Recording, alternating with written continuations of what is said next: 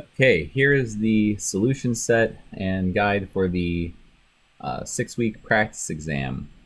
So let's get started with a couple of true-false questions. So starting off, true or false, privilege instructions can be executed in both user and kernel modes. This is false. This is the point of kernel mode, right? Kernel mode allows us to execute privileged instructions, so we can't execute those in user mode. Usually this is done with a hardware trap to ensure that it's secure to switch from user to kernel mode. Next up, true or false, more than one process can be associated with a program. This is true, right? We could spawn off a second process with fork, and that allows us to have more than one process associated with a program that we ran. We may exec something in certain applications, but we can also just fork a thread and then do something else for our program.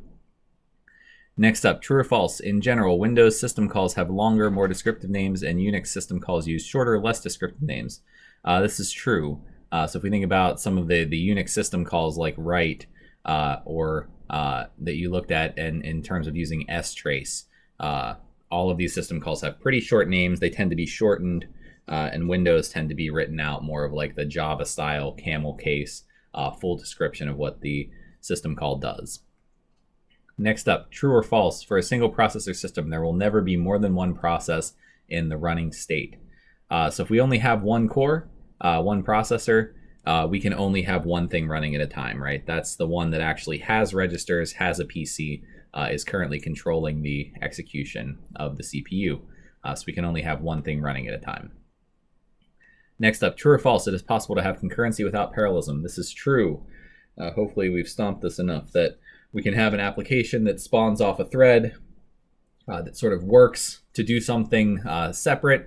We can do this for modularity so that we have different code handling different tasks in the system without having those pieces of code actually running in parallel.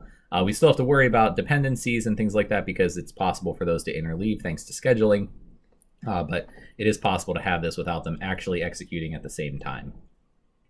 And finally, true or false, each thread has its own register set, program counter, and copy of the program code. So the thing that they don't have is the copy of the program code. This is shared between everyone, so that's a particular thing for the process, not with a thread. So they do have their own register set and program counter, though. But overall, the statement is false. Okay, on to the multiple choice.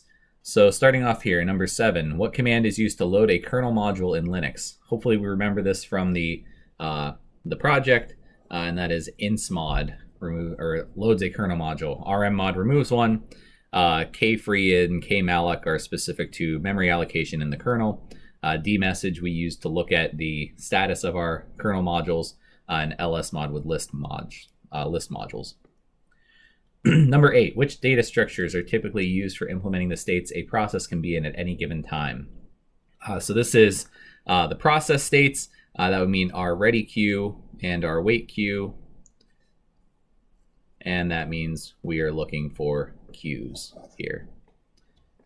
Number 9, a blank provides an API for creating and managing threads.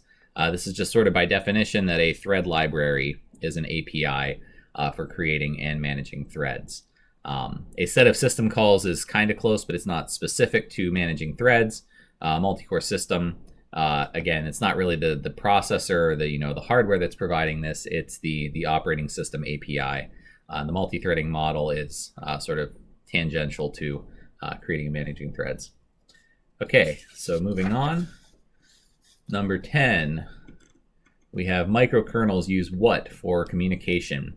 Microkernels, if we remember, use message passing, which is the high overhead that is associated with microkernels as compared to a monolithic kernel. So they use message passing to communicate between pieces of the kernel. This maybe should be extended to say that specifically, because shared memory and system calls are still reasonable ways to communicate with the kernel, from user space. But if we're talking about the pieces of the kernel, they use message passing. Number 11, a blank saves the state of the currently running process and restores the state of the next process to run. So this is a context switch. The context switch is what switches between two processes and saves and restores state. Number 12, in a multi-threaded program, the kernel informs an application about certain events using a procedure known as a blank. In this case, this is a signal. We haven't quite gotten to talking about this. We'll talk about it on Monday. But this is how the kernel would inform an application that it's doing something in particular as a signal to a process. This is like what the sig kill when we want to kill an application is. And finally, a process that is terminated but whose parent has not yet called wait is known as a blank process.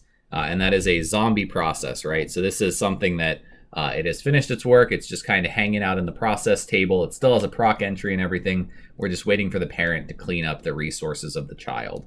And so this is a zombie process. An orphan is a process that no longer has a parent.